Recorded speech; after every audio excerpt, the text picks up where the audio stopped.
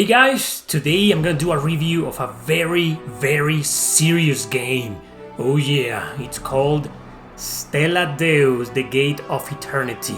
A very serious game. Yeah. Seriously hard! Released in 2004 in Japan, 2005 in North America and 2006 in Europe, this is a game that was a bit controversial. When it came out, it had terrible reviews for absolutely no justifiable reason. It got to a point when I considered this as a guilty pleasure since the internet was so negative about it. Thankfully, as time went on, more and more people realized the same thing as me. The game was far from being as bad as the so-called critics have said. In fact, it was great.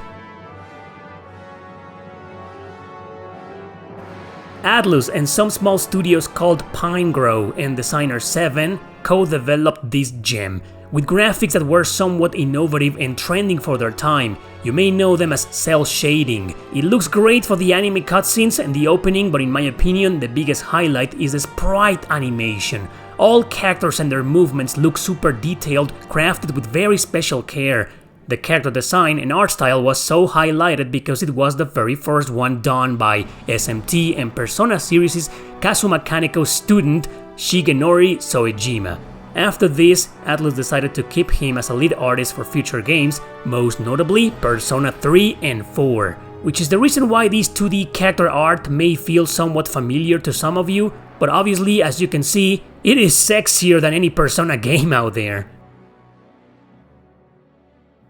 The story revolves around a huge conflict between technically every human being. What's causing it is that there is a horrible miasma slowly destroying and consuming everything that's left in the world. The church has completely given up, ready to accept the apocalypse and their fate. Little can be done about a powerful armada applying the law of the jungle everywhere they can. The protagonist, Spiro, works for an alchemist named Visser, hunting down spirits by absorbing their life force. This is because he's convinced they're part of the miasma, and absorbing their power will help into stopping it and saving the world. Visser then gets threatened and blackmailed to join the armada I mentioned, so Spiro joins too, but he eventually branches on with other characters, especially the shaman archer Linnea, who brings part of the harsh truth about these spirits. It's a good plot, political as in most strategy JRPGs about war. The big up about it is that it does focus on this pre-apocalyptic or almost apocalyptic idea, which is mature and adult-oriented. The big down is that the translation isn't great and the English dub is beyond terrible. The game's legendary for having one of the worst JRPG dubs ever created, and it does not include the Japanese audio. Run for your life! If you want to live, run! Run! I can't go any farther. Please. Nowadays though, it's easy to get a ROM with the Japanese dub, so do yourself a favor and use that instead if you don't have the original game. As mentioned, this is a strategy RPG with grid-based tactics types of maps. Some of the people who worked on this game also worked on Hoshigami, Ruining Blue Earth on the PS1. Yeah, that atrocity, the more like Ruining the Earth game. Stella Deus is considered as a spiritual successor, but it's far superior than Hoshigami in every single way. In this game, you have an overworld map controlled by menus. You just move from point A to point B and the story takes care of the rest. However, to understand this hardcore JRPG, I have to explain what's in the menu first. Here is where you'll have a shop to buy and sell items. Everyone can equip a weapon, a piece of armor, a hat, which serves basically as an accessory, and only up to 4 items. These items can be anything, obviously including healing items, but yeah, the inventory is limited. Now, characters come with a native class and it can only rank up when they have enough experience, but also when you get a specific emblem. But to learn any skill, you'll need points you get by defeating enemies. Skills come into 3 categories and they apply to everybody. Action skills, which are your regular native skills for each character, but you can only equip 2 skills, which is reason number 1 why this game's so freaking hard.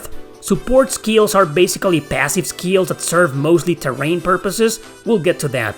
And then zone skills. Only one can be equipped per character, and they are stat-related skills, which means passive as well. Skill points are also used to increase stats on this screen, but to increase 1 point you need 50. The more you want to increase, the more points that specific stat will need. It's a good option, but the amount required is brutal considering you barely get any points in combat. Don't worry, late in the game you'll be getting a crap ton of this. Before I explain the battle system, there's one big gameplay mechanic I need to tell you about first, the side quests. You have to pay, yes, pay money for almost all of them, which is beyond stupid, but some will include a reward. Most of them won't get you into a battle, just a small bit of dialogue or a special scene, and can only be completed if some of your stats are high enough. I hate these side quests thanks to how unpredictable they can be, they're so cryptic, man. The best side quests though are the red ones because they lead to a short battle, which means more experience, skill points, money, and the best of it all, sometimes a recruitable character. All you gotta do is beat the mission with them in your party and allow them to join you once it ends. Trust me, these characters are absolutely indispensable and you'll want to get as many as you can. That is until you get story party members who will always be better. Anyway, I believe there are about 15 optional recruitable characters in total.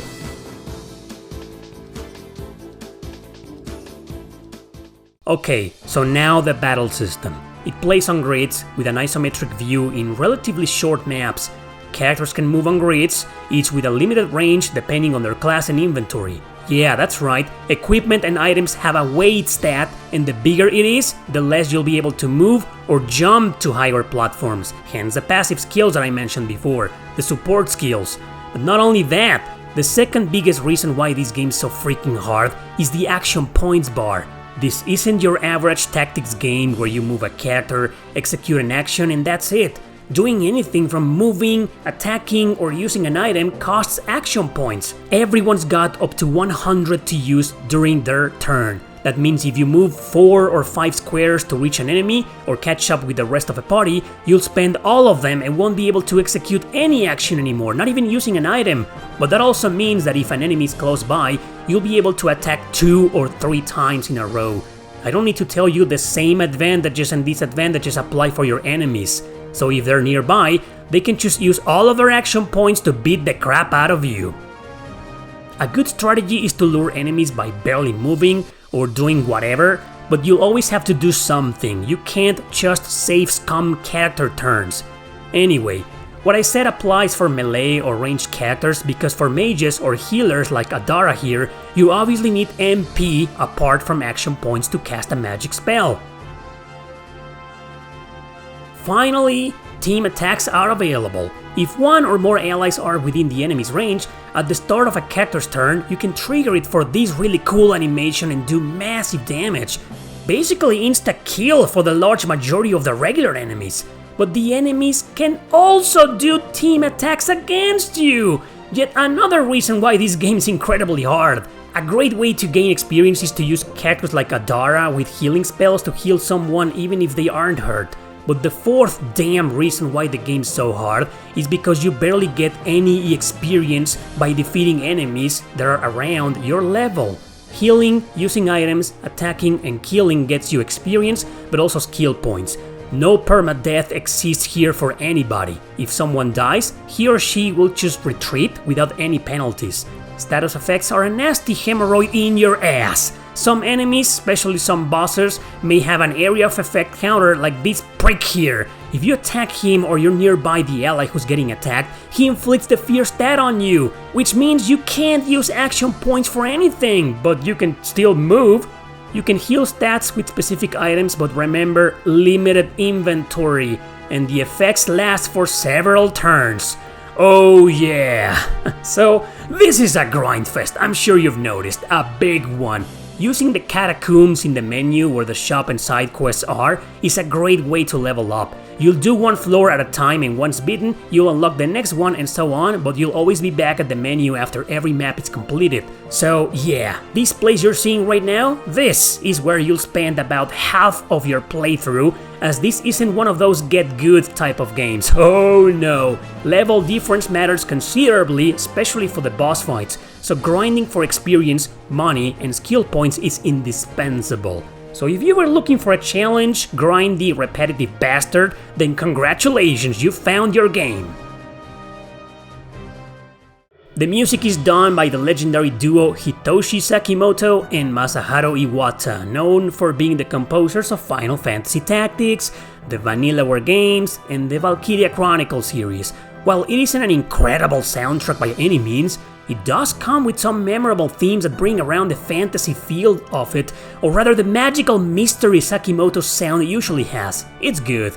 So overall, Stella Deus is a great JRPG. It obviously isn't for everybody, especially not for those looking for a more balanced challenge. It's a huge grind fest, but I believe story, character development, unique combat system, fan service, and certain gameplay mechanics like recruiting characters and ranking up are a decent reward.